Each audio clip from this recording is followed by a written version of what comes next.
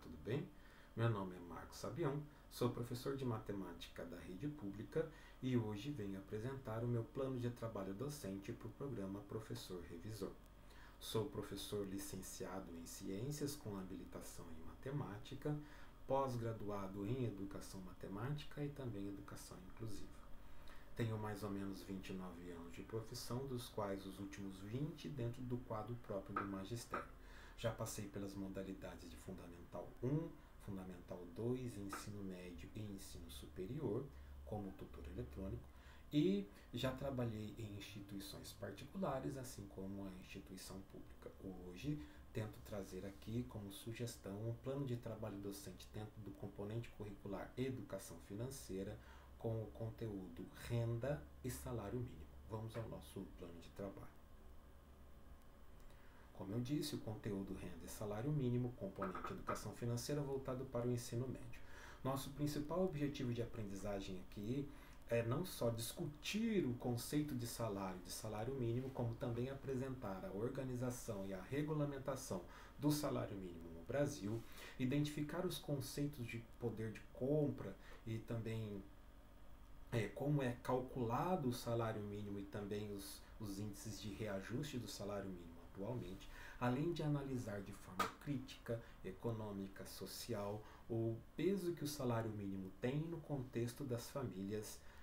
brasileiras, principalmente porque dentro do Brasil os trabalhadores, a principal faixa de trabalhadores está dentro da nossa pirâmide social, a base da nossa pirâmide social, que são famílias da classe B, C e D, que também é parte grande do público que a nossa comunidade escolar atende. Então, discutir esses conceitos, não só de forma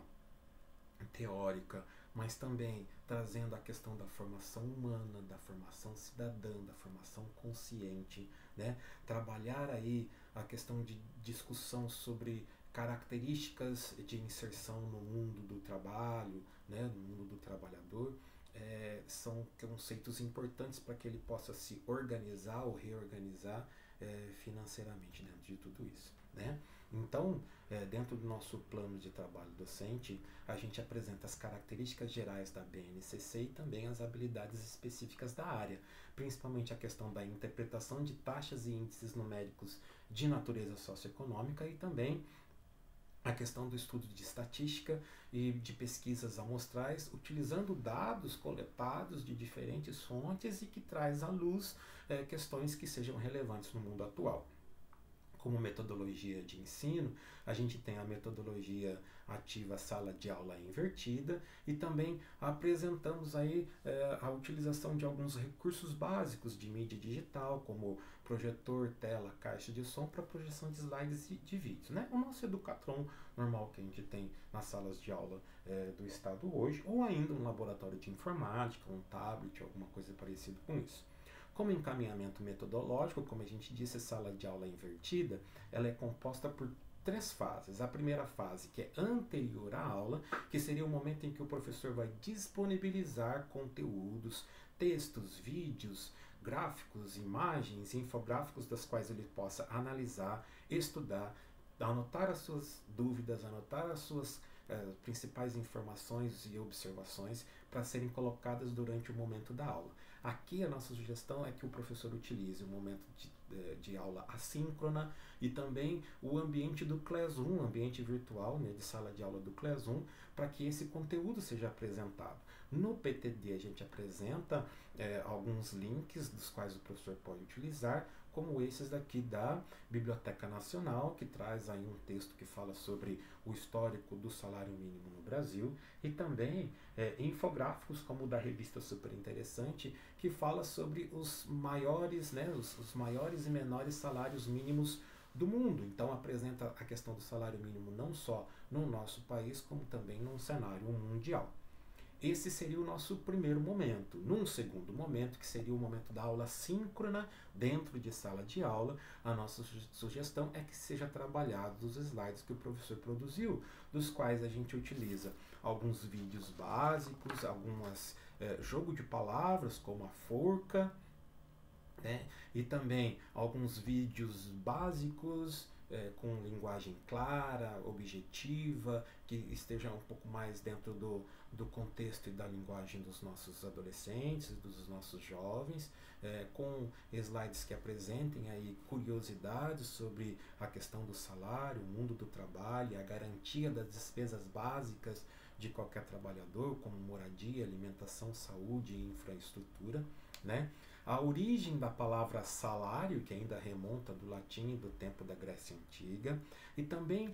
algumas curiosidades que podem ser linkadas com outras áreas de conhecimento, como das ciências, para falar sobre a salga e a utilização do sal como salário, né, inicialmente na Grécia Antiga. Apresenta também o histórico do salário mínimo no Brasil e até o momento em que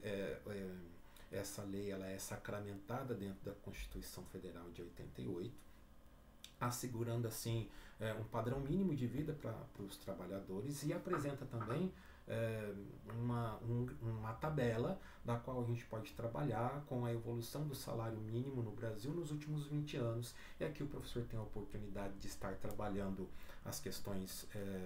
de percentual, né, estatístico e de reajuste do salário mínimo nesses últimos anos. É apresentado também como como título de curiosidade ou de complementação e aprofundamento de conteúdos, a origem do 13º salário, e também um vídeo com uma linguagem bem simples que os alunos possam entender claramente sobre se é possível ou não viver com um salário mínimo no Brasil, e traz à tona essa discussão aí essencial para a vida deles, né? Para a gente finalizar, num terceiro momento, nós temos a utilização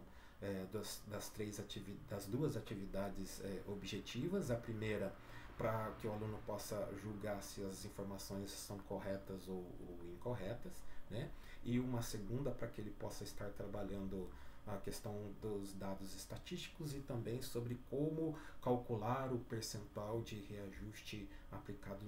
principalmente nos últimos 3 últimos anos aí